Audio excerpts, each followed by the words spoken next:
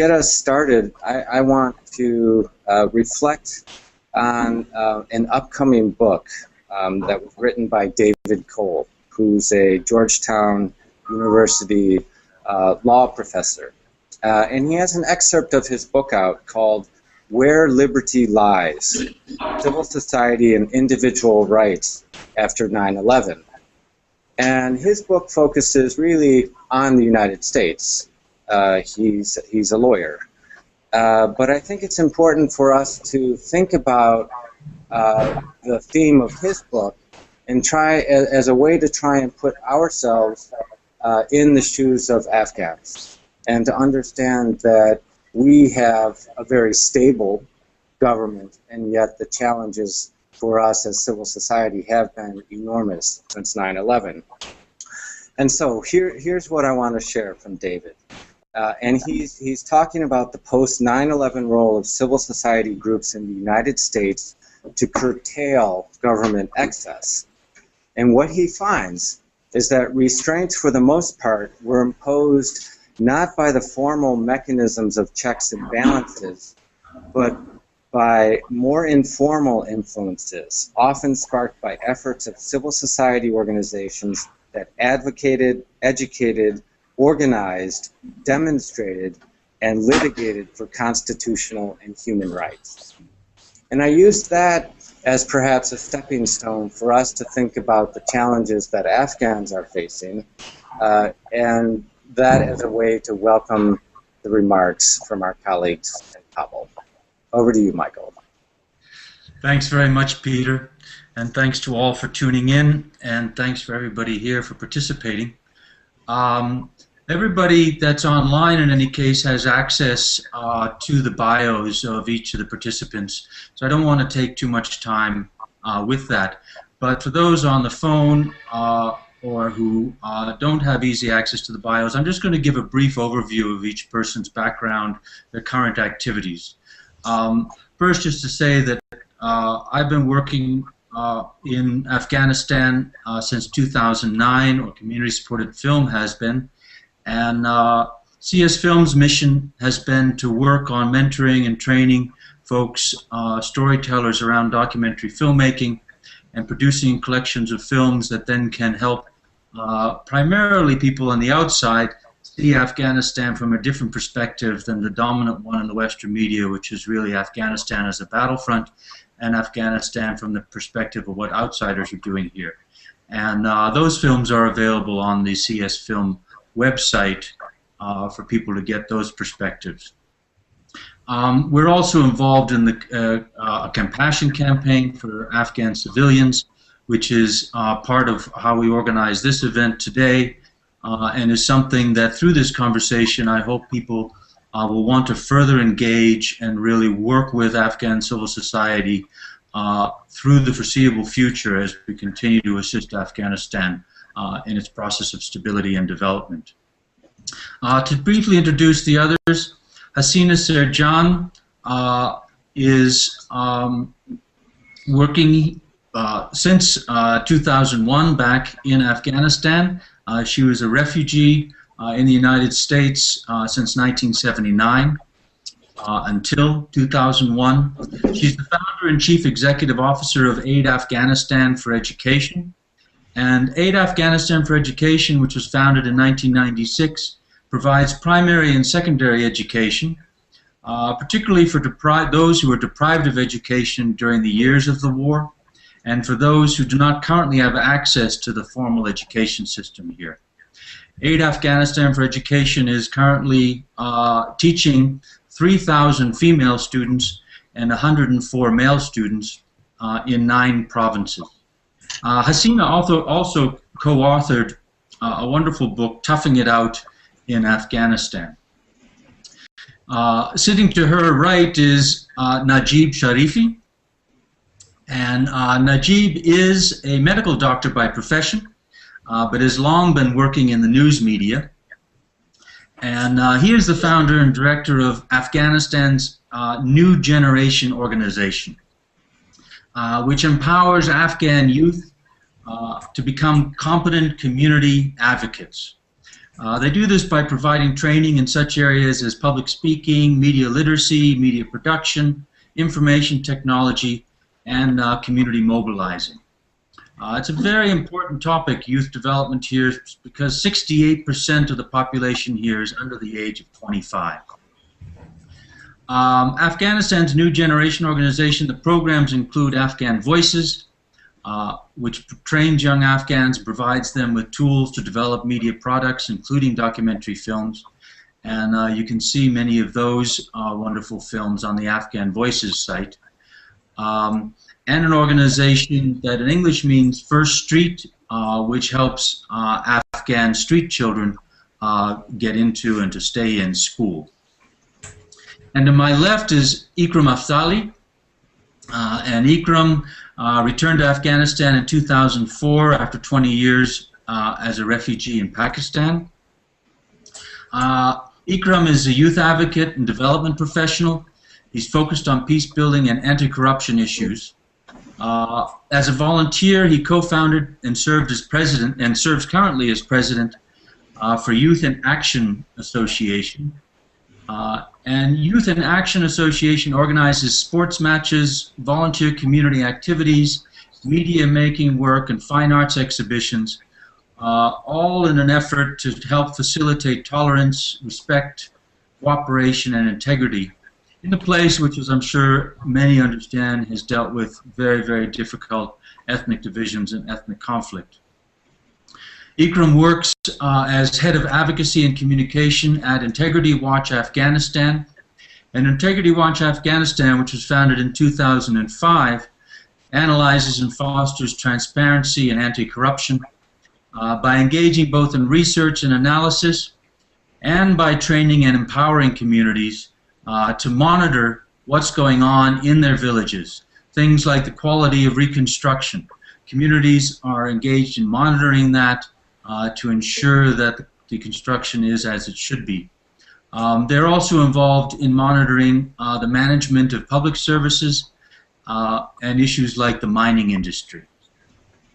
So to start off, I wanted to open it up with a conversation with you three folks about really where civil society is at from your perspective. You know, so many outsiders hear and see about Afghanistan really only from our outside perspective, from the battlefront, from what we as outsiders are doing. And this is a wonderful opportunity to try and overcome some of the, frankly, pessimism that exists in the public, certainly in the United States, from the media that we're getting about the current state of things in Afghanistan. And while we know the situation here is certainly very difficult, and generally I've picked up that the mood right now seems to be one of certain uncertainty, I think it would be really a breath of fresh air if we could go around and if each of you could give us a brief first-hand account of your experiences with how the civil society is growing here and what kind of relevance it's playing in this period of transition. Ikram, perhaps we could start with you. You know, very naively, so many of us on the outside would frankly be forgiven for wondering, based on relatively poor information that we get, whether or not Afghans are really doing anything about corruption issues, about governance issues, about development issues. And perhaps from your experience, you could just start us off with some of the work you've been doing and some of your perspective around how the civil society is working. Thank you very much. Thank you, everyone, for providing us the opportunity to talk about the issues that we are facing in Afghanistan and the developments that are taking place here. I think civil society has come a long way since it started its work in the new way. I mean, civil society has been there in different forms, but in more organized form in the modern way. Civil society started to work, I think, during the 80s, and it mostly was providing services because of the gap that the state was not able to provide service to the people. But then after some 2 decades in the new era, after 2001, civil society has gradually been trying to understand its role. And I think civil society recently has been playing a very important role in flagging out some very important issues related to good governance and also about development. The role of civil society has been very positive, in the international events where they raised their concerns about human rights issues and about governance issues. And I think we have had significant achievements as compared to the amount of work that we have done. Recently, in the mining sector, the government published around 200 contracts, and this was something that we as civil society organizations working in the governance sector demanded for quite long, and we raised our voices at different platforms. And now we see that it's producing something. And I mean, civil society has not been very much, something that you can expect a lot from, because it's very new and it's still developing. So, I mean, it will take some more time for civil society to play a role that the other civil society are playing in other countries, like in the US or in Europe. But I think we're learning, and we are learning by doing. And we have achieved so many things in the last few years.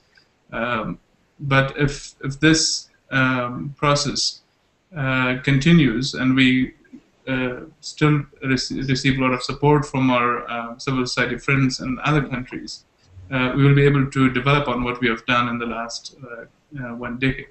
Great. Thanks very much. And I know we'll come back to talk more about how this support from the outside and the sustainability of that is very important to the next steps for Afghanistan. Hasina, maybe you could give us your perspective on how issues of education and business development are developing here, particularly for women, but also in general, the entrepreneurial environment, and then the environment for your education work, which is really part of the civil society as you're working on it outside of the formal government education system. Thank you. Yes, well, for one thing, the real changes will only happen in Afghanistan when the civil society become a pressure. And we're not quite a pressure yet. I think we have a long ways to go, and I think within the next 10, 15 years, civil society will become a pressure. And as far as entrepreneurship and business and then education, there are two separate issues. Education, of course, is the most important issue in Afghanistan, because without education and educating the whole population, we're not going to be able to bring peace, because it's much easier to brainwash people who are illiterate or don't know, or they can't think for themselves. I think this is something that we all should think about and start contributing to how we can educate the whole population, and not only focus on children, because the most important thing is that for children to also know we have many students who are 26-year-olds sitting in 10th grade, and when I ask them, why are you coming to school now, they tell me that my husband encourages me to come to school.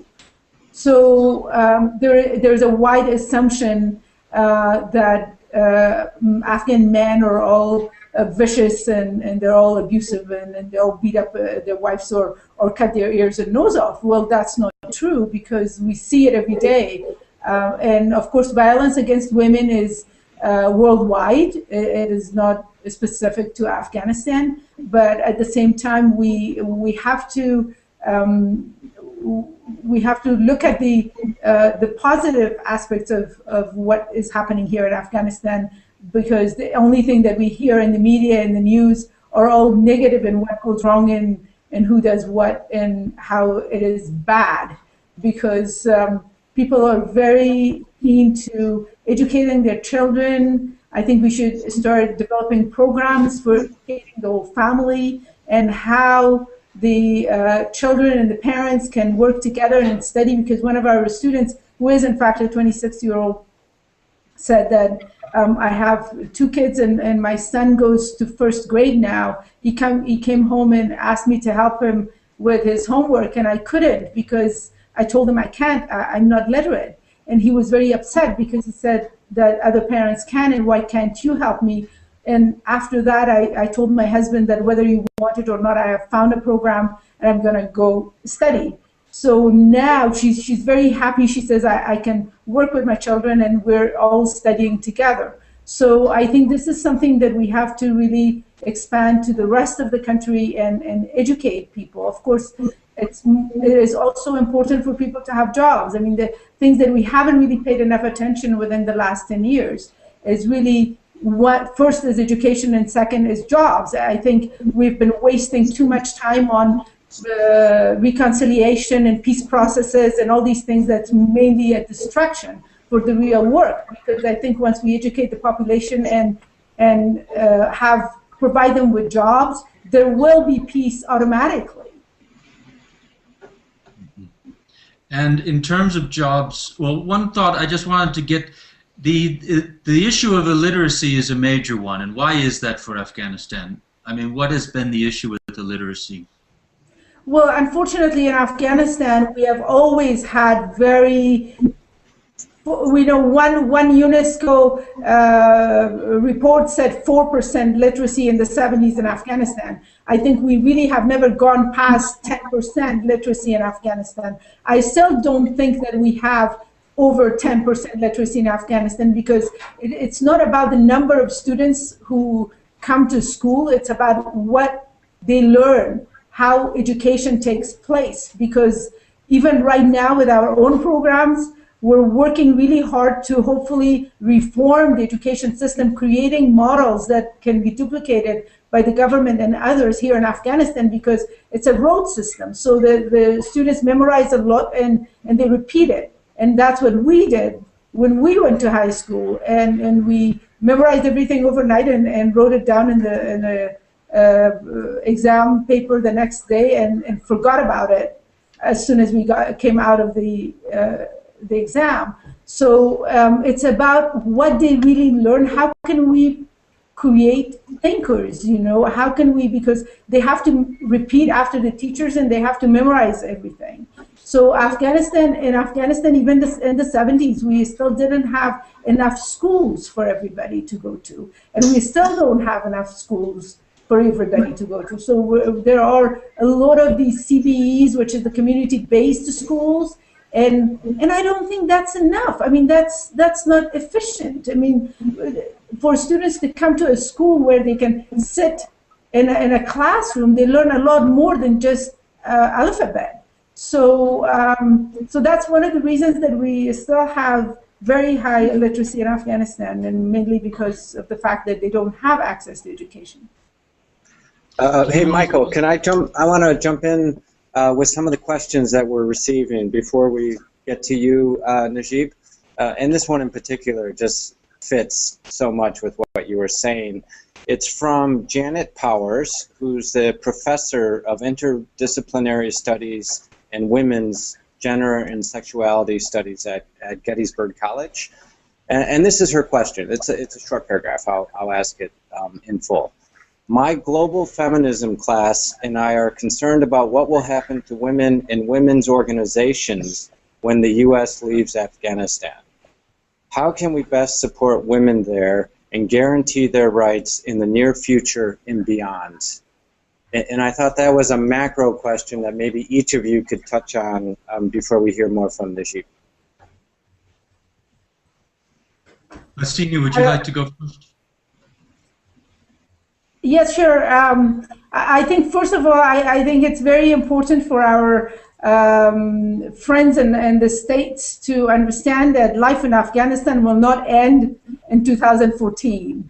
And 2014 is a date that was set by the U.S. government, and Afghans we're not really sitting around thinking about 2014, where we continue our work, and I'm not really worried, and I don't see that worry in our students or in the school or even with our colleagues in the office. There are people, and it's because if you continuously ask people and you talk about it in the media as if 2014 Afghanistan will fall off the map or some horrible thing happen, I think I believe in the power of projection. So if you project something, it will happen. I don't think that we should necessarily we don't even need to project something so negative. I think we should think that, you know, Afghans will come together, and we are all working, in fact. And I really don't believe that the Taliban are coming back to Afghanistan. I mean, that was in specific circumstances, and really there is no room now for the Taliban in Afghanistan. And would anybody like to pick up this question around concerns about women's issues going forward? Is it going to be a steady path of continuing the civil society and the government work around stabilizing the situation for women? Or how do people feel the next steps or the transition could have an impact? Let me talk a little bit about this. You know, I would like to start from here. First, you know, I mean, we should contradict the myth that the United States is leaving Afghanistan. Yes, they're reducing their, you know, military presence, but that does not necessarily mean that they're going to abandon Afghanistan. And they're not going to do that. They will even have some residual military forces in the country. And secondly, you know, this is a point that is not being raised or has not been raised very often about Afghanistan, particularly when it comes to Western media. Afghanistan has gone through massive social transformation in the past 10 years. You know, what we experienced before 2001, we don't believe we'll experience that again. It's not because the West is going to reduce its, let's say, military aid or financial aid to Afghanistan. It's because the social transformation that we have had in the country. You know, we are living in a new era. You know, today, if you look at the, you know, the number of youth, you know, the ambitions and the progressive spirit that not only youth but a bigger, you know, portion of the society has, you know, it's incredible. I mean, and this is, I don't want to give the credit to, you know, Afghans themselves. It's the change. It's the change in the era. It's the change in time, and which has affected Afghanistan. And I would like to emphasize on this again that, you know, we need to put aside the negativist, you know, view that we have towards Afghanistan. It's a country where life is going on, you know, Norway. It's a country, you know, that people work really hard, you know. We've got a very strident, you know, civil society. I don't admit that there aren't challenges. There are numerous challenges ahead, you know. But we've reached a stage that even with, you know, medium level of Western support, we are able to tackle those challenges. And you want to add to that, Ikram? Yeah, let me be a little bit pessimistic also, so we balance the optimism from Hasina and Najib. I think, you know, one of the most important issues that Afghanistan is facing is that the corrupt leadership that has been imposed on us over the last 10 years. This is something that is the biggest threat to our future, to development and peace.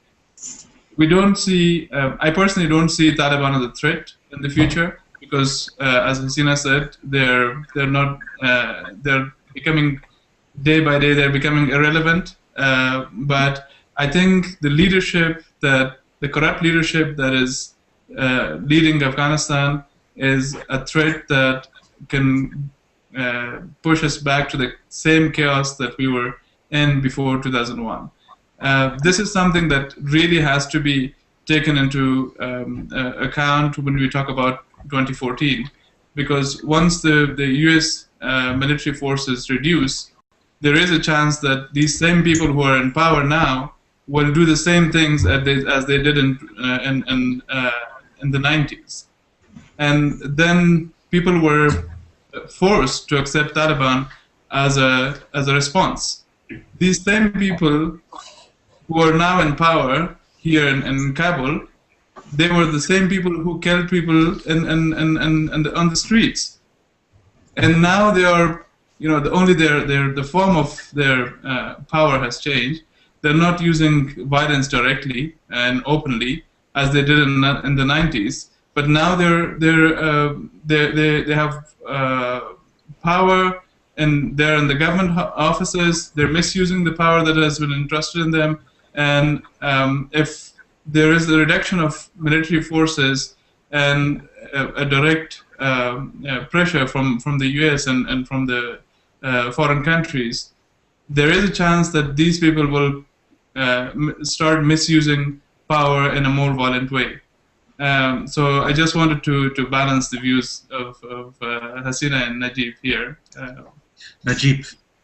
I have sorry, Ikram. I have very radically different view, on this particular issue, and I don't want to talk about, I don't want to bring in other factors, but I would like to just highlight one economic factor, that will prevent these people to go back to the days that we experienced, in Kabul and the rest of the country, and it's mainly an economic reason, these people, those who are on power, let's say the warlords, they have huge businesses in the country now, and their businesses can sustain only in the presence of peace and stability. And just for this mere reason, they will not resort to violence, because stability in the country will serve their interests, will enable them to make money, Yeah, because Let's hope that. Oh, go ahead, Hasina, please. because previously it was a business for them to fight. Fighting was a business, and now fighting will not be a business anymore. So But I think this is, a good optimism. I mean, we could look historically and worry about the 50s and 60s, which also saw very good economic development and business development. And then, unfortunately, because of the geopolitics of the situation, which I think has to be acknowledged, that there's a lot of pressure on Afghanistan that is not responsibility internally, that is being put on the country from the regional powers and from the international power plays that are going on. But that aside, let's hope that these and many other factors like business are going to contribute to this kind of stability. But Najib, maybe we could come back to your perspective on a little bit broader on what is going on with the youth and what you're experiencing with your organization in terms of how youth is taking a leadership position, especially in a culture in which notions of seniority and respect for elders is so important. Well, let me start from here, Michael. As you introduced me in the beginning, I'm a physician by profession, so some audiences may be asking, what is he doing here? Or what does he have to do with youth empowerment, and civil society activities? I would like to start from here, We're in a very critical and important juncture of history. I call it important and critical because the change in time and era has produced, an massive youth in not only in Afghanistan but also in the region, with massive ambitions, with massive spirit of progressiveness, and with massive desire to change, Afghanistan has been, a backward country, third world country, a lot of things have been very primitive.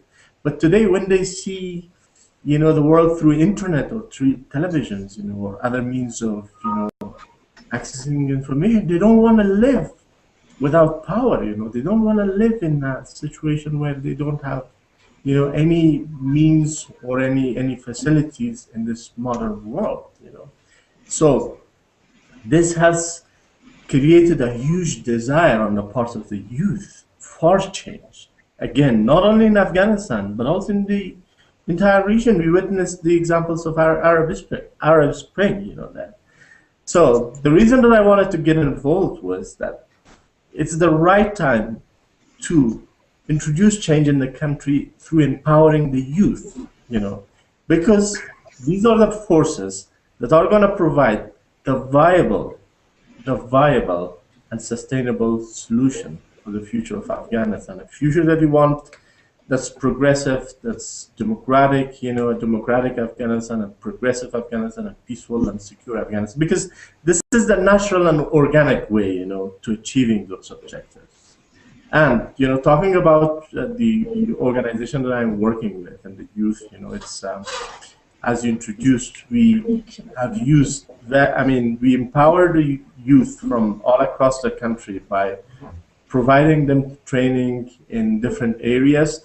And one of the main areas is media, because the reason we chose media is because in a country where a lot of respect has to be given to the seniors, to the elders, the best way to amplify the voices of the youth is the media, because let's say if I make, or one of my colleagues makes short documentary, a story, it reaches out to millions of people.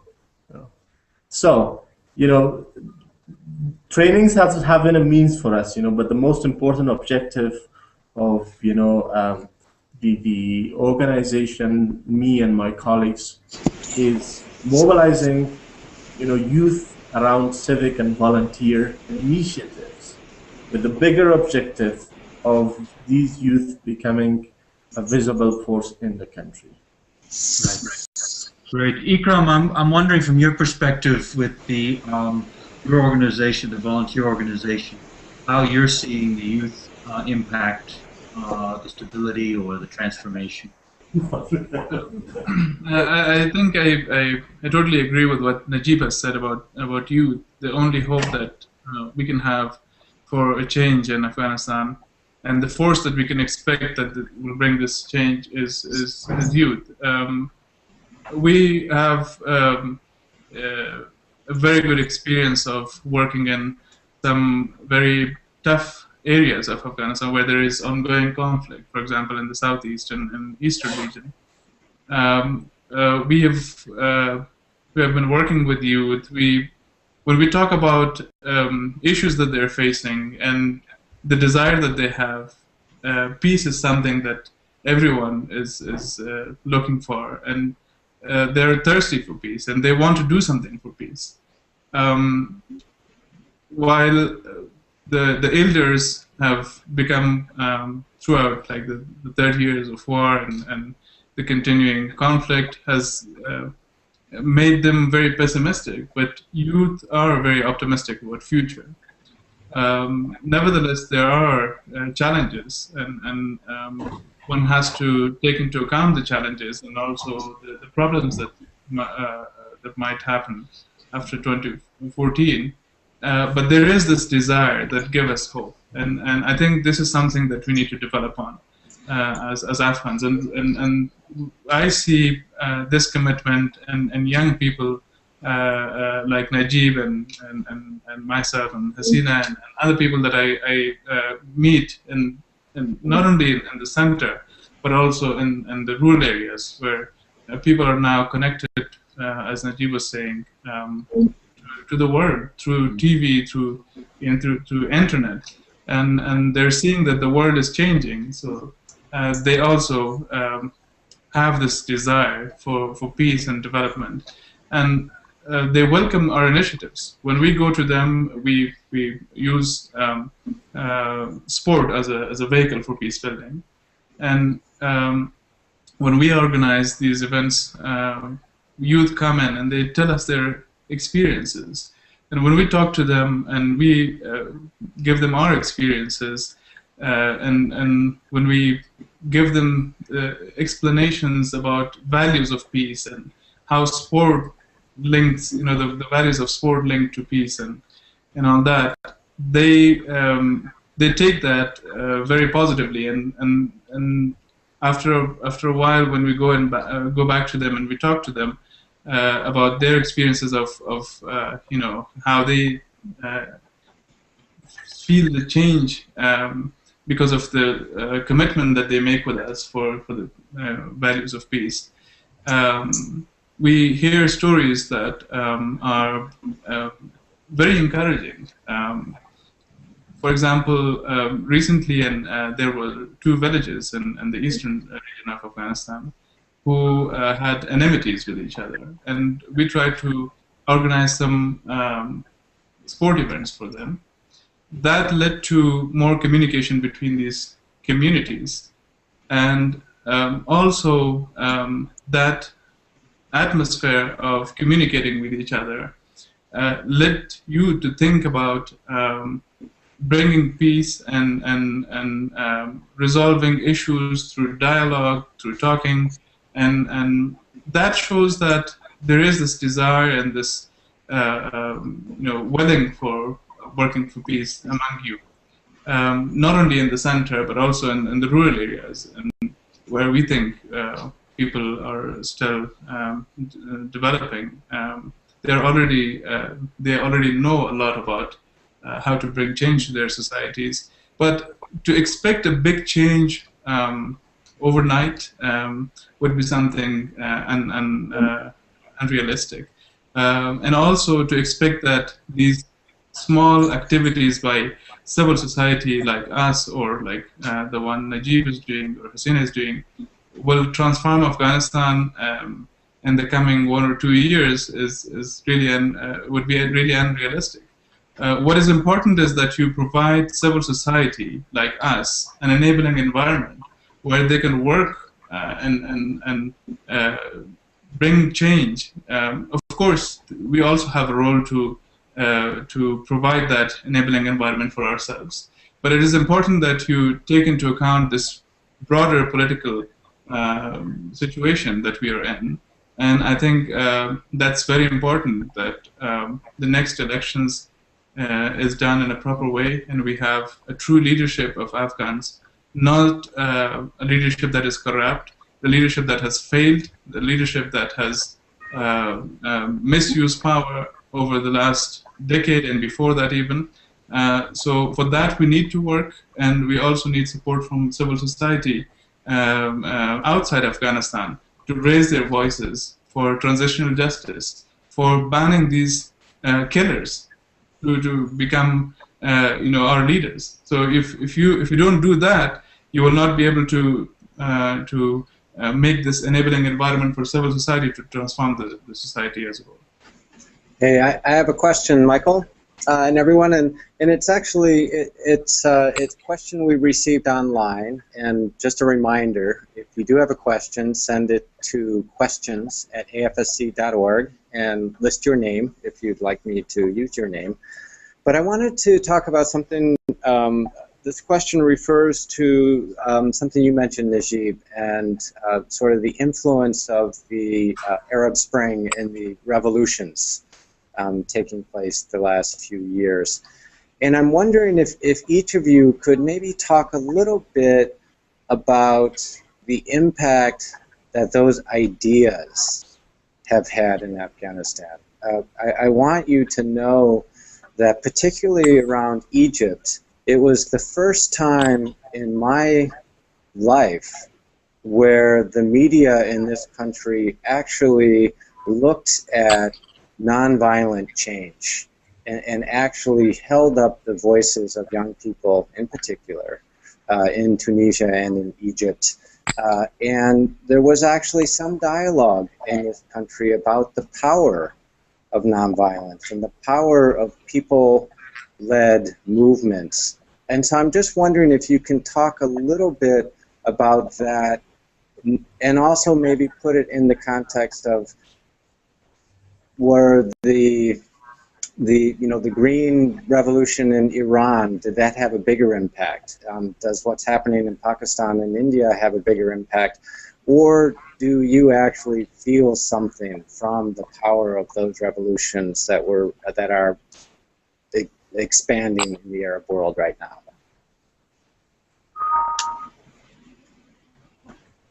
Anybody like to take the lead on that? Please, Hasina.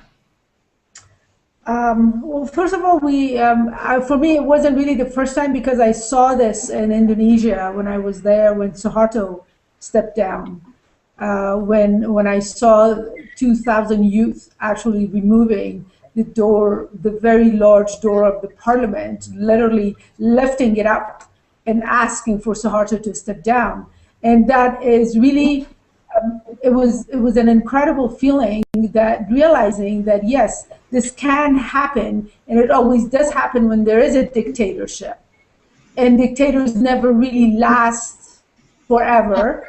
They have 32 years, 27 years. So obviously, people, it always gets to the point where people realize that what is it that they want. But it's also very strange that in certain cases, like for example in South Korea, there was a need for a dictatorship for a period of time, because they didn't really make it with the democracy. So this democracy that we have in Afghanistan, it makes me wonder sometimes if this will really survive, because it's a democracy that we didn't bring upon ourselves. We don't own it. The ownership of this democracy is not really with the Afghans. They don't really feel like this is what they really want, or they don't even understand it. We have an economic system that is not really owned by the Afghans. The Afghans don't really understand this economic system.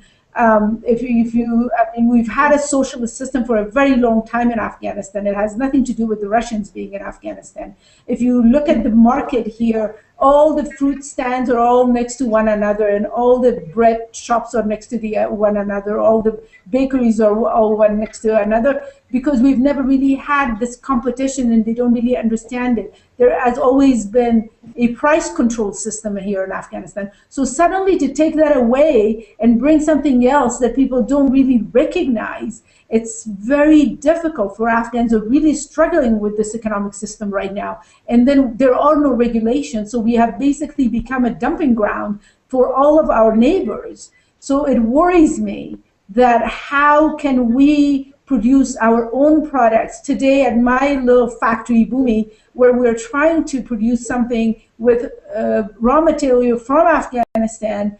We're suffering because the textile factory that was giving us producing the cotton for us said we're not going to anymore because it's too expensive, and you are the only customer we have, because the fabric that's coming from China and Pakistan are much cheaper, and we have all these textile factories that are dormant in Afghanistan with thousands of machinery in there. So how can we activate all of this and put thousands of people back to work if we don't have regulations? And the focus has been how to become a member of WTO before we even have an economy of our own. So there are all sorts of issues here, and I'm sure that when revolutions happen in other Muslim countries, it automatically impacts people in all of the Muslim countries, realizing that yes, we as a people can make a difference. We do have power. Unfortunately, again, lack of education is a huge obstacle here for Afghanistan. Egyptians have a much, much higher literacy rate. Of course, I don't exactly know the percentage, but even in Iraq, Iraq has 100% literacy rate. So we have a very long ways to go. We really have to focus on education. Well, I would like to briefly talk about that, Peter. And actually, looking back into my own experience with the youth, youth groups started taking form in Afghanistan around 2009, and the reason that it happened in 2009 was, I believe, this was because of the frustration the youth witnessed, both with regards to the Afghan government and the international community. Both of them failed to deliver what the youth desired to see in Afghanistan. So they wanted to take the matter in their own hands. So in all parts of the country, youth groups started forming and connecting and talking about Afghanistan, talking about ways to contribute to peace and prosperity in Afghanistan. And specifically on your question, the Arab Spring had a prominent impact on the youth, on inspiring the youth, in the country. It's because we have a very vibrant media in Afghanistan today. We have more than 50, private TV stations, more than 100 radio stations, and more than 100, newspapers, magazines, and other kinds of publications. So, in the light of the fact that this spirit had already, come into existence on the part of the youth of Afghanistan, what happened in the Arab world greatly inspired them. They started talking about this stuff, and I remember that they would even, dozens of Facebook groups were created, to bring the youth on the streets of Kabul. Well, it was a bit premature, to be honest, but this shows, the impact of the revolution, the Arab Revolution in Afghanistan, and the politicians, started becoming fearful. And I've written an article specifically on this. If you Google my name, it was published on NPR, Najib Sharifi, Arab Spring, you can find it. Again, I would like to go back to my previous point. Anything that happens in this region and beyond, considering the fact that we are living in the area of information and technology, it does leave its impact on each other, and it has left its impact on Afghan youth.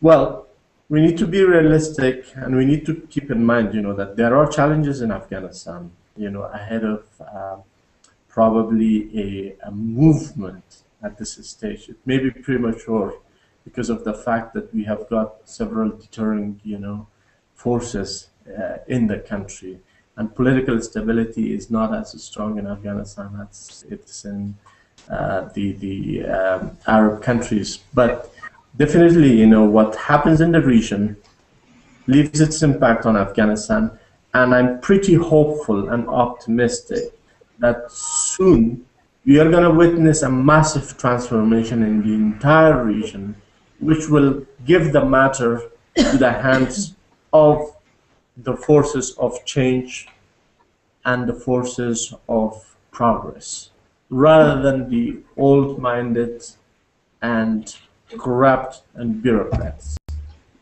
That optimism is clearly around, and I can feel this sense. One of the questions I have, however, is for each of us being realistic about the incredible tensions that Afghanistan has faced over the last 30 years, and really the severity of the ethnic conflict. It's such a different environment than so many of the other places where the Arab Spring has been taking its roots, where there was a singular obstacle perhaps. The complexities here of people's divisions, often the lack of unity, and the other issue I'd like to bring up is the big difference between the rural and the urban here. I mean, we're still dealing with an 80% agrarian society, and I would like you all to speak somewhat realistically about the long-term nature of development and stability and healing that Afghanistan has to face. Ikram, maybe you would like to? Yeah, I think you've touched a very, very important point. We have been suffering from conflict since, very violent conflict since 80s. And nobody talks about healing the wounds. Nobody talks about all the warlords and the killers who have been misusing power, who have been torturing Afghans, and who did not lose any opportunity Face accountability. to torture Afghans and to use their violent force for preserving their control and their power. Now, even since after 2001, the biggest mistake I think which was made was to bring these same people to the positions of power. The biggest mistake was to leave transitional justice aside. Because if you don't punish these people, or if you don't do a national reconciliation where people feel that, you know, the tortures that they have faced, all the hardships that they have faced, there are people who care about them, who try to heal their wounds and try to resolve their issues and the conflict that they have at the local level, at the national level. So this feeling was there, and nobody really seriously took this and tried to bring it to a level where people feel that, okay, now we are trying to start a new era, a new beginning, and what has happened in the past, we'll not forget it, but we'll forgive. That didn't happen in Afghanistan, and still people are suffering from this. And this perpetual cycle of conflict is continuing just because of that. You have to put a full stop somewhere. You have to say, okay, those who have done wrong will face the results of what they have done, and or maybe people in Afghanistan, maybe they completely forgive them, right? But that didn't happen. What happened was that these warlords were brought into positions of power, and then it was expected that these same corrupt people will build a democracy that will deliver to the people. I mean, I can't understand this, and the same thing is going to happen again and again, and unless this changes, and I think Afghans will definitely change this, but this is not going to happen, I think this is not going to happen in the next decade. This will transform, and we might see a lot of ups and downs, a lot of violent conflicts also, but this is eventually going to change for Afghans. But if we want to really change this quickly and to decrease the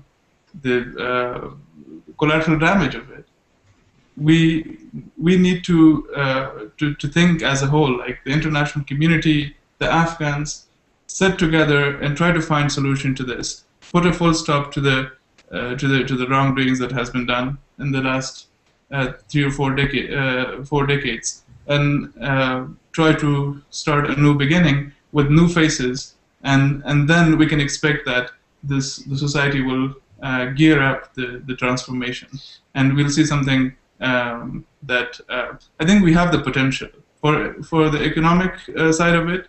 We just discussed that, and I think we have enormous opportunities in Afghanistan in terms of economy, because we have a lot of mining. It is a potential for development, and it's a risky. It has a lot of risk also. But if you leave these same people in the positions of power, they're going to misuse it, and it's going to result in more violence. But if you have clean people using these same resources can bring development to the people. Yeah, I think it was very striking to me that the divisions here are so clear, and that often the opportunities for crossing the ethnic divisions are quite difficult. When I was involved in the training, something that struck me immensely was that when I asked people to evaluate each week the training, and there was a group of people that were from different ethnic groups, women and men mixed in the same group. One of the most dominant responses that came back was what an incredible multicultural experience it was. And I think it's often very hard for outsiders to realize how divided Afghanistan is and how long it's going to take to heal that and to start to build the bridges, which is, I think, what each of you in different ways is involved in, this long, slow process. How can Afghans take more responsibility for that, and how can outsiders really contribute to this in the long term?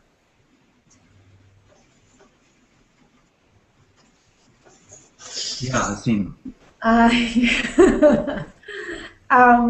I think what has really not happened in the last 10 years is the people-to-people connection and the relationship has not been built, because we've left way too much responsibility for the government.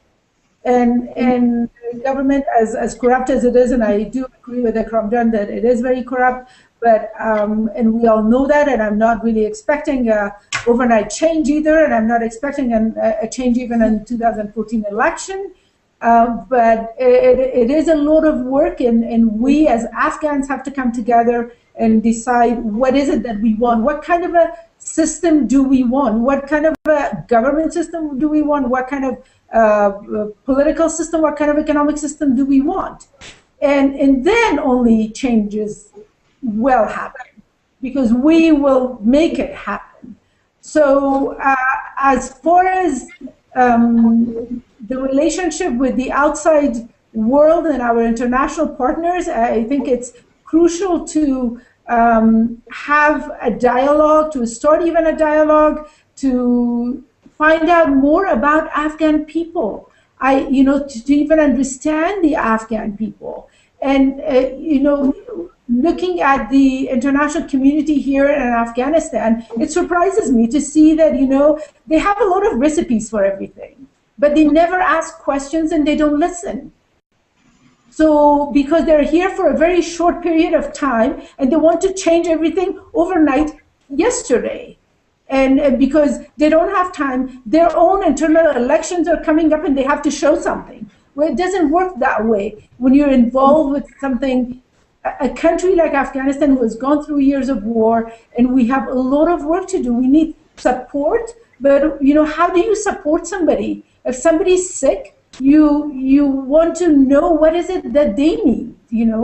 Afghanistan has become like a cancer patient who has accidentally survived, and now there are way too many recipes and too many doctors giving everything they can, rather than listening to what is it this patient wants, maybe, and carrying the patient around rather than allowing it to walk on its own. So I think listening and talking to people, finding out more about Afghanistan. I was just in the US and I was speaking at some universities and colleges and high schools where people really had no clue. Everybody said that Afghanistan is a desert and there's a war. So I think it's crucial to really stay connected and talk to people, and also support for education again, I have a couple of points. I would like to be very brief. Because I can see, Peter, that you have another question. Michael, it's yes, certainly.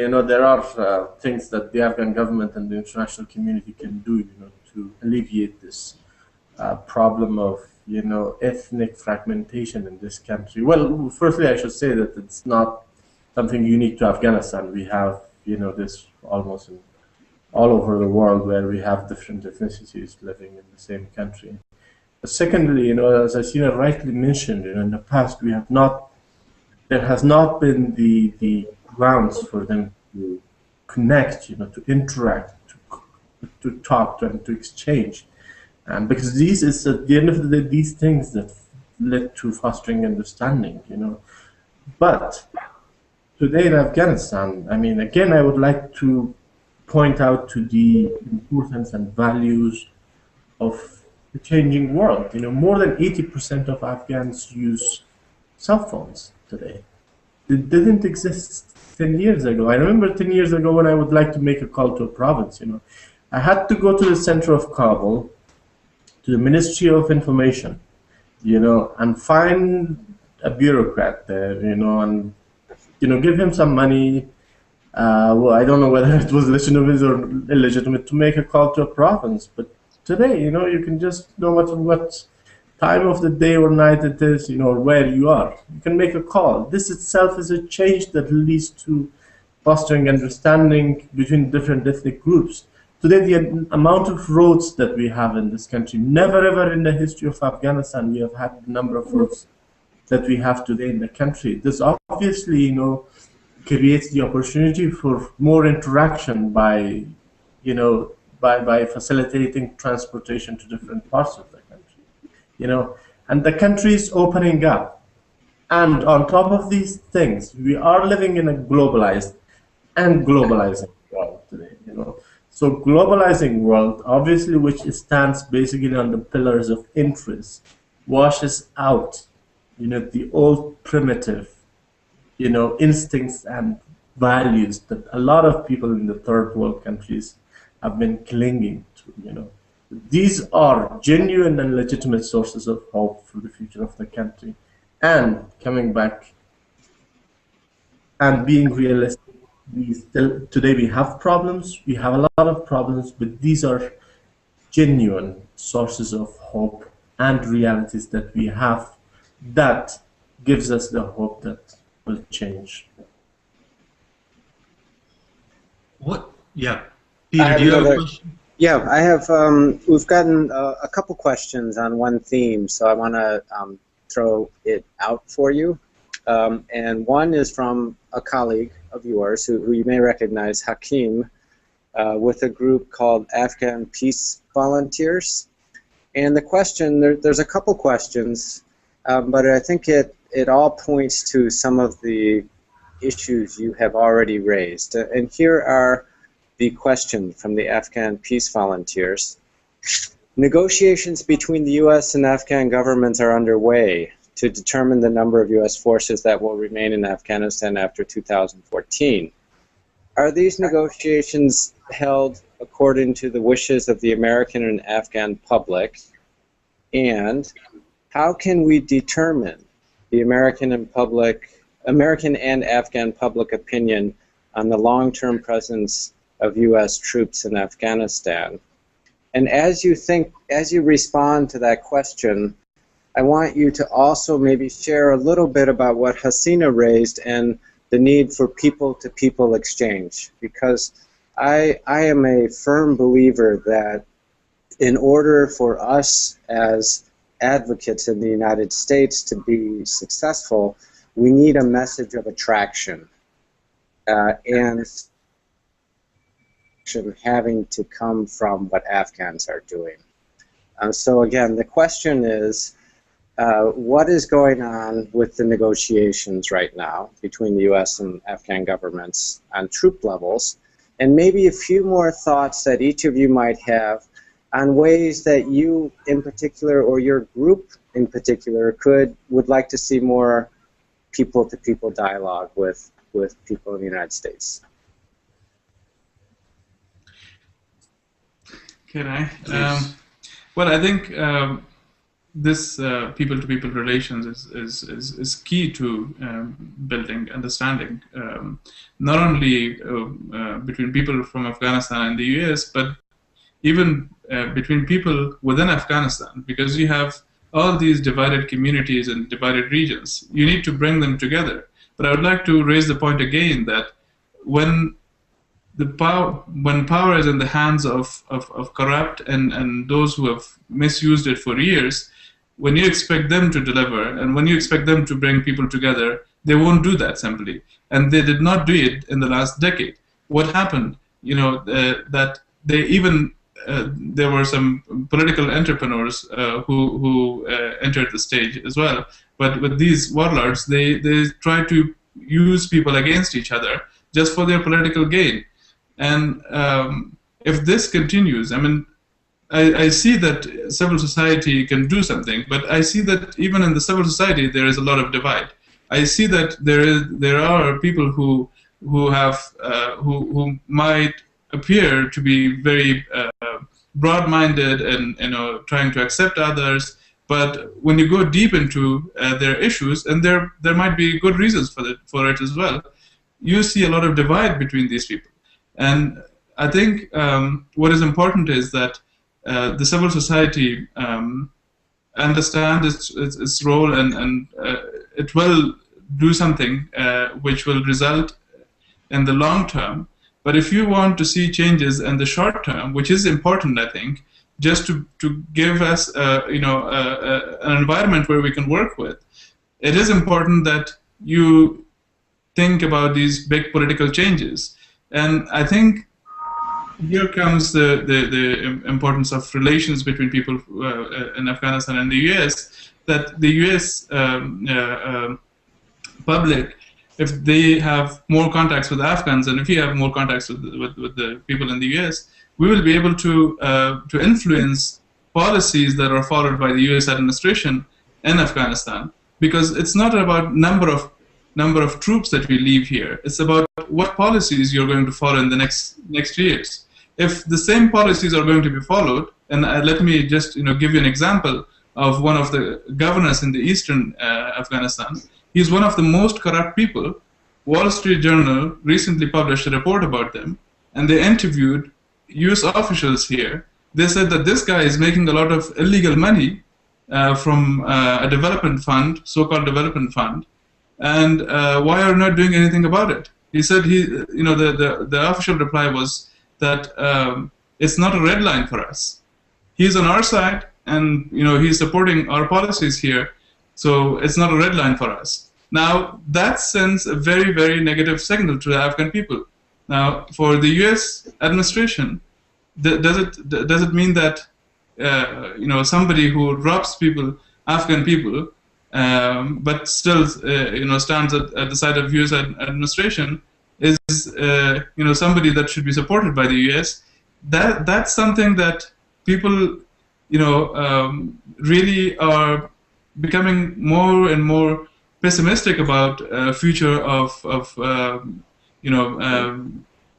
international intervention in Afghanistan, because they think that whoever comes in Afghanistan, they have their own agenda, and they're only interested to follow their own agenda. They're not interested about listening to the people. They're not interested about what people want. So if these changes do not happen, I think this pessimism will continue, and it would reach a level where we will say, okay, leave us alone, and we will do whatever we want to do. I think we still have some hope left, and I think in the next couple of years, this trend has to change.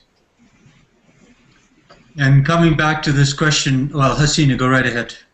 I just wanted to say something about the U.S.-Afghan agreement and on the troops, because I think it's crucial right now to make sure that the Afghan troops, as it is right now, I don't believe that they're really capable of protecting Afghanistan, and mainly because we've created a model that is not sustainable for Afghanistan. I think we need the troops here, the international troops here, we need the NATO here, until we develop a military system that is for Afghanistan and it will be sustainable. Because this system, Afghanistan will never be able to pay its soldiers. We already had a system, and that system should have been improved rather than bringing in an American system into Afghanistan. We don't have this system anywhere in this whole region. We need a system more like maybe an Indian system, a model. We have to model Afghan military from what it was before, in fact, and just improve that rather than bringing in something which will depend us on America forever. We will never be a sovereign country if our military is paid by America. And I've interviewed a lot of folks over the last month about this issue of security, and of course it's a major issue in terms of the American public's perspective on this and concerns about it.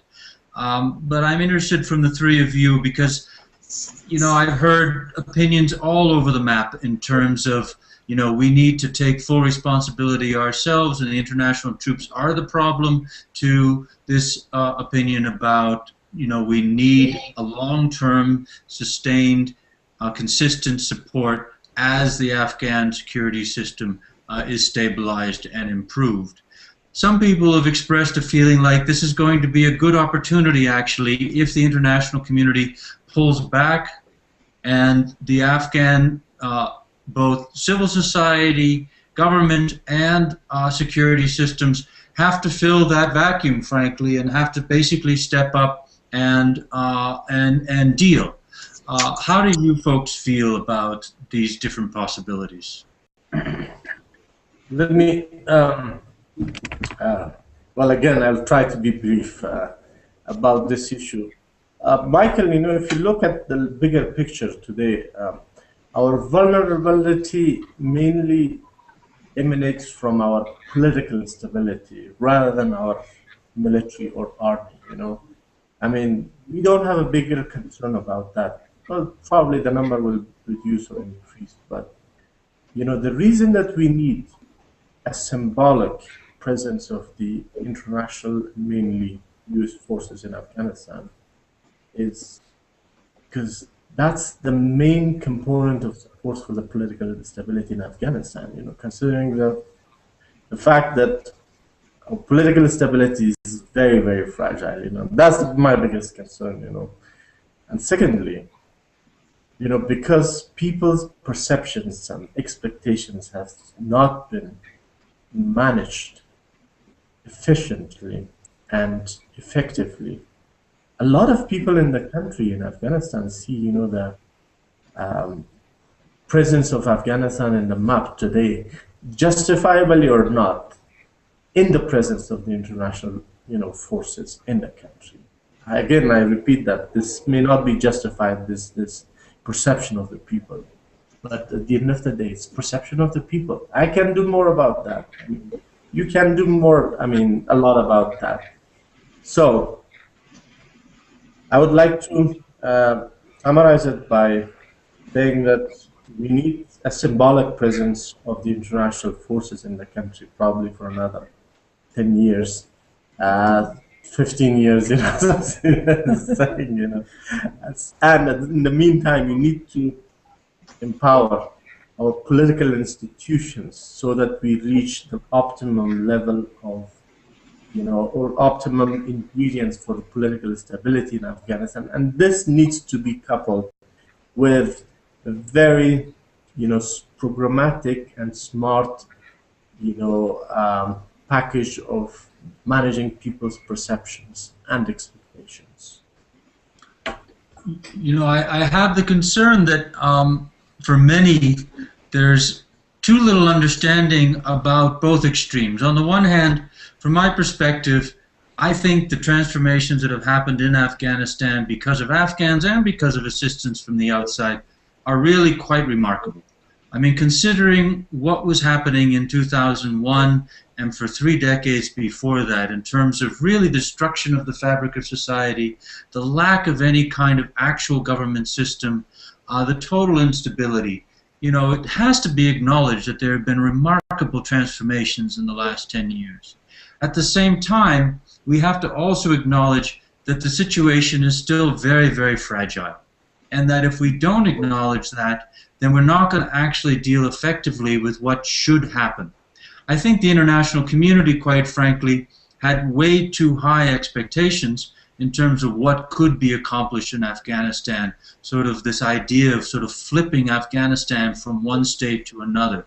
And unfortunately, we're in a state right now, there's a certain amount of burnout in terms of people's willingness to continue their support and their willingness to stay engaged. And so we have a major problem in terms of sustainable support for Afghanistan. My concern is, how are we going to actually move away from a combat presence of the international community here towards a stabilization and peacekeeping presence that is both facilitated by the Afghans themselves and actually engaged with by the international community? What is your thought about this issue? anyone. Hasina? Yes, well, for one thing, pulling back and pulling out are two different things for me. I think pulling back is maybe not a bad idea. Pulling out might be a bad idea right now. And I think that, yes, I mean, giving the Afghan forces the space to do it themselves and to experience and to learn, but to be there as a support, I think, is crucial at the moment. As Najib John said, I mean, the political instability in Afghanistan is not going to change for the next 15 years.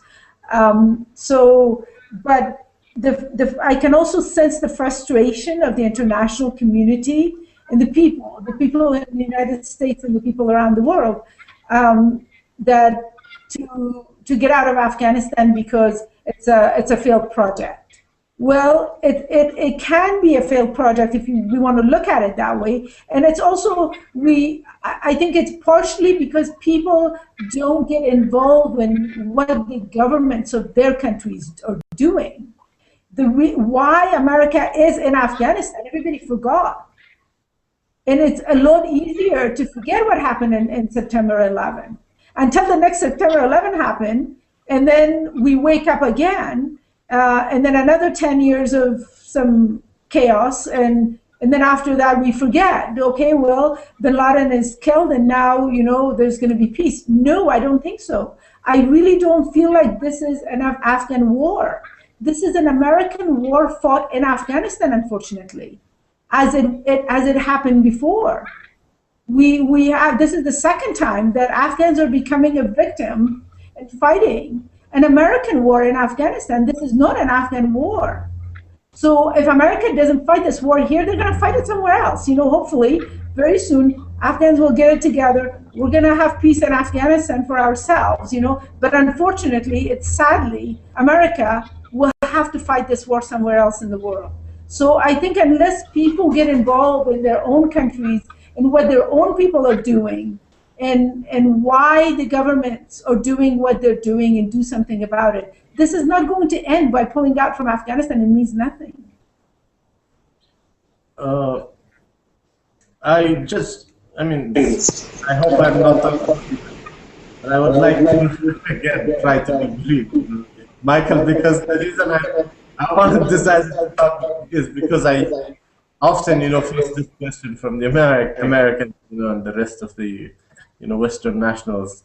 And my response to them is usually that, why did you guys come here in the first place?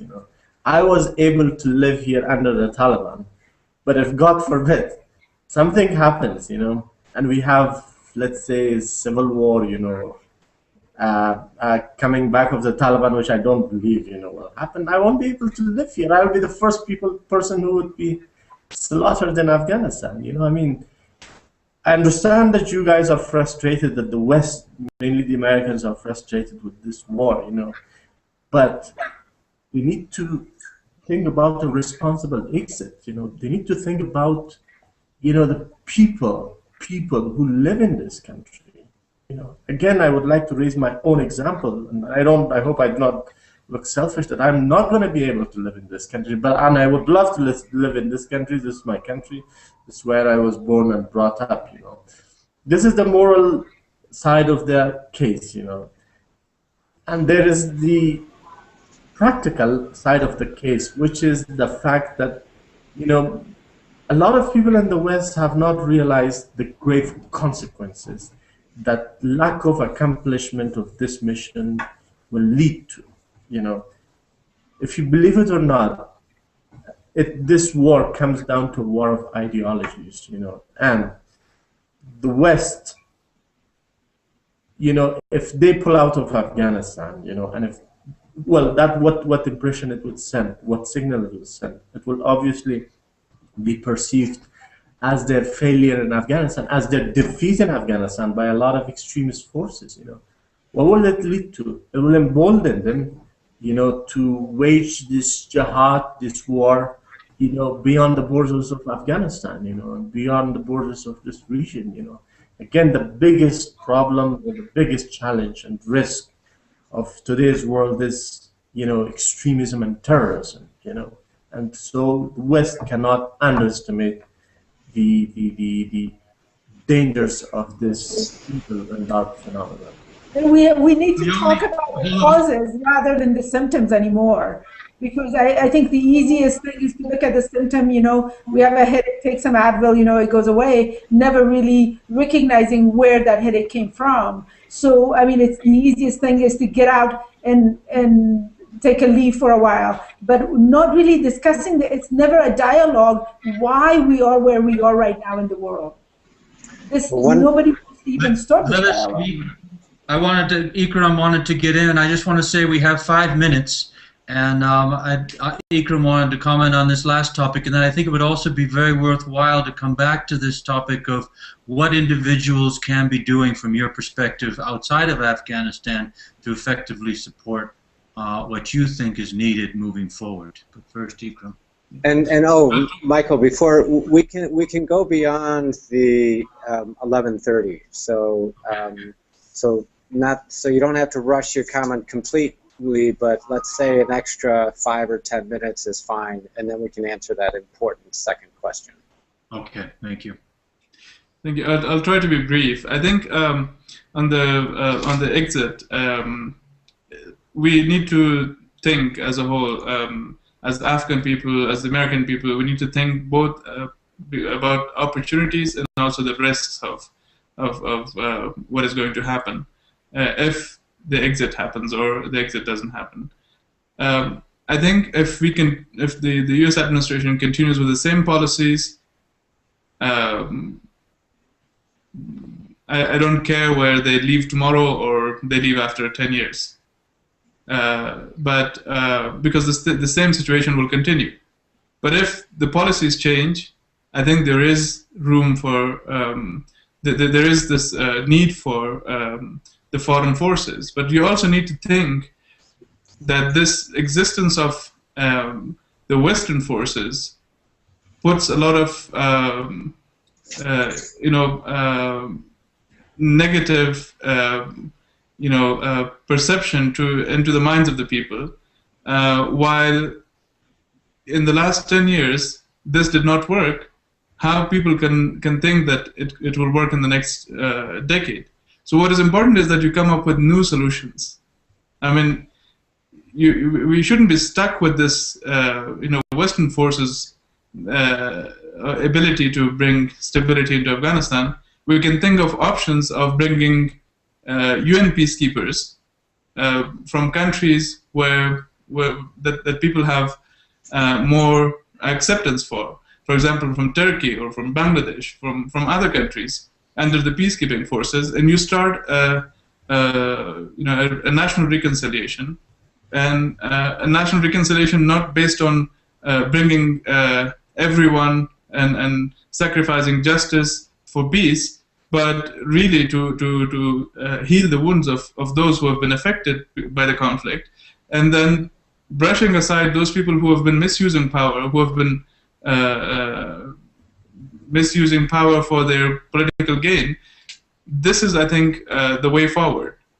We need American people to stand by our side, pushing their administration to change their policies of not supporting these warlords, and trying to find solutions of bringing UN peacekeepers from countries that are more acceptable to the Afghan people. Then we can think of the next decade of real transformation. And I think Afghanistan, because of its situation, because of its resources, untapped resources, has the potential to become one of the leading countries in the region contributing to the world's peace. And this brings up, one of personally my great frustrations is, why is this issue from the Afghan perspective not more dominant? Why don't we have more conversation in Afghanistan about a transition away from a combat role for the international community and more towards a robust stabilization process? And I think it comes back to the question that was asked earlier about what should be happening and what kind of pressure should be happening from within Afghanistan on these negotiations between the American government and the Afghanistan government about what's going to happen to NATO and the U.S. forces. I think that there's really a question about why, and I'm asking perhaps naively, but why cannot Afghanistan be expecting more of a role for the UN, for the OCI, for other international organizations that could be providing culturally sensitive stabilization forces?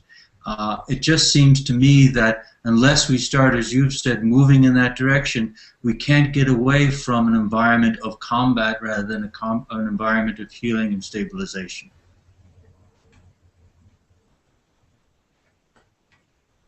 Hasina.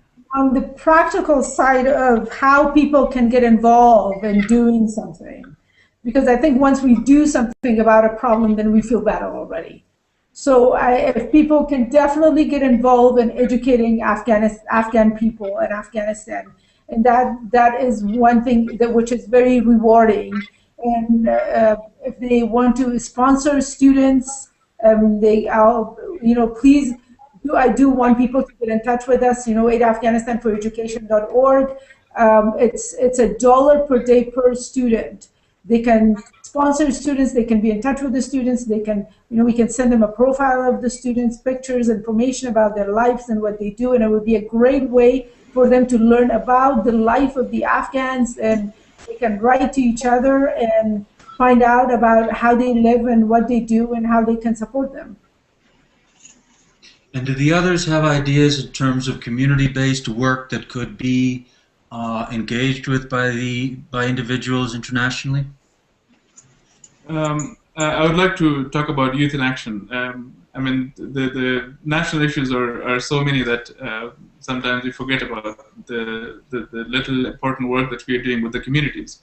I think for the long-term transformation, the community work has to continue, and initiatives that we are doing, like Youth in Action Association, we need support from people and the US to continue this type of work that we are doing. With little support, we can do a lot here to transform communities from conflict into peace. And I think when we work with these communities, we find a lot of young potential leaders, which we can nurture over time and expect that they will bring changes in their region and their communities also. What is also important is that initiatives like Youth in Action Association, we've been advocating on different platforms about this political transformation and also this transitional justice. This needs support, both moral and also financial support from people in the US. We want to remain independent. We don't want to become like NGOs looking for money from donors, which sometimes they may have conflicting interests and conflicting agendas. So we need independent people to support us to continue the work that we are doing. I have a point before we, I'm hoping you have something also, Najib, but while we still have some folks on the line and listening, I really want to thank all of you in Kabul for spending some time with us, and want you to know that as we distribute copies of this discussion, I will make sure that there's links to all of the organizations that you're mentioning so that people will have a way to sort of, they'll have a way to follow up. And I just personally want to say, that you have raised some really big issues for us to think about in this country. I am of the belief that we are, in the United States, emerging from sort of a lost decade, that we were incapable of making the type of changes that should have taken place in this country after 9/11. And Hasina, I think you're right. We're fighting our wars in Afghanistan. But I want to just mention to everyone, the ideas that you've brought to us on the need for social transformation, the need to look at jobs and education, the need to look at transitional justice, and Michael, your work with bringing Afghan voices to us are critical. And I think maybe, if nothing else, maybe we'll decide at the end of this call that each of those topics deserve another type of dialogue with Afghans, maybe with you again or maybe others. But I do want to thank you all deeply for giving us your time and experience, and also give you a few last minutes to have final thoughts and share with people. Unfortunately, Ikram has to run because he has to be to a TV station for another interview. But the others of us can continue. But I want to thank you as well so much for coming. Thank you, Michael, to you. Thanks to Peter for providing us this opportunity. I sincerely hope that we'll continue this discussion in the coming months. And I wish everyone best of luck. Thank you very much. Thank you. Najib, did you have any further thoughts in terms of either engagement or in terms of a wrap? In terms of what? In terms of how individuals can engage and support initiatives here? Mm-hmm. Well, yes, I mean, you know, the good thing is that, well, let me start from here, you know. Although I hate pointing out a lot of this fact about Afghanistan, but again, I think it deserves, you know. Yeah, to try to make it real, but excuse me if I go on, you know. So we should bear in mind, you know, that this country has not emerged out of war yet. You know, we are still in conflict, but we should appreciate, you know, the changes, the positive changes that we have had in Afghanistan in the past 10 years. And I would like to sincerely and profoundly thank the American people for the generous support that they've provided to Afghans, you know. I mean, we Afghans, we don't forget, you know, the help that you've provided to us, and we're going to be appreciative of what you've done to do. Well, I should also mention that the U.S. government has made numerous mistakes, you know, but we can forgive that. So, you know, the good thing is that... You said forget or forgive? Forgive. Yes. Is the good thing these days I can see, and as we're kind of evolving, you know, that the society is evolving, new, you know, discourses on different topics and issues, and mainly topics that involve national issues, are kind of beginning in the country, in different parts of the country, and among different layers of the society. So, but still, you know, for example, what we have in the United States, you know, I mean, the engagement of people about shaping and launching discourses on big national issues, we don't have it in Afghanistan, but you know, a new trend is beginning in the country, which could lead into a bigger discourse, and that could lead into a stage to make recommendations about big national issues. You know, I'm referring, Mike, to your earlier point about, you know, the people's involvement or recommendations or engagements in national stabilization issues. Again, I do not have, like, at this stage, you know, currently a very solid idea as to how it could be done, but the best way, I believe, is expansion of the discourse that has already started, which would become a pressure on the government and which will get to a level to make solid recommendations to the government. Thank you.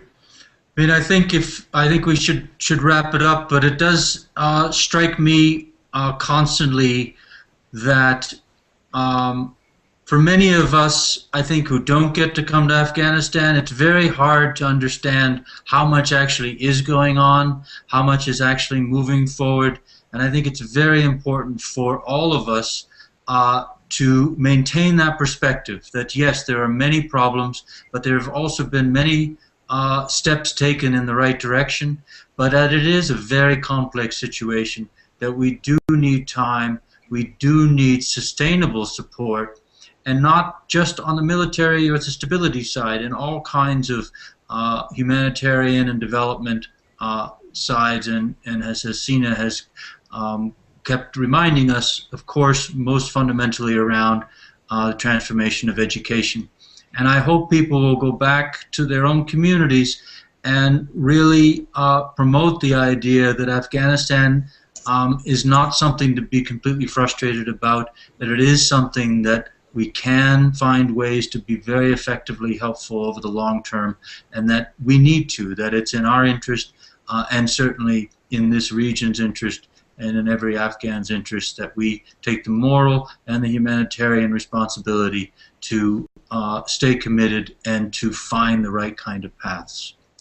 Thank you. I think, Peter, I'll send it back to you, and I think we can wrap it up. Super. Well, one of the privileges of actually having control of the mailbox that gets all the questions is that lots of people have been saying how appreciative they are, and so I want you all to hear that. And again, Najib and Hasina, thank you so much, and Michael, for making time. We'll make a copy of this recording available, and we will make sure that there's lots of links for people to remain engaged. Thank you very much. Have a good evening. Have a good day. Have a nice day. All right, thank you. Hope to talk to you soon. Bye. Bye there.